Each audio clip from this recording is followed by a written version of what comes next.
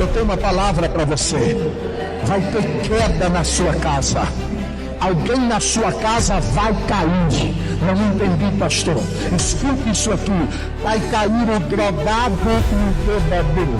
E vai se levantar o homem de Deus e pregador do Evangelho.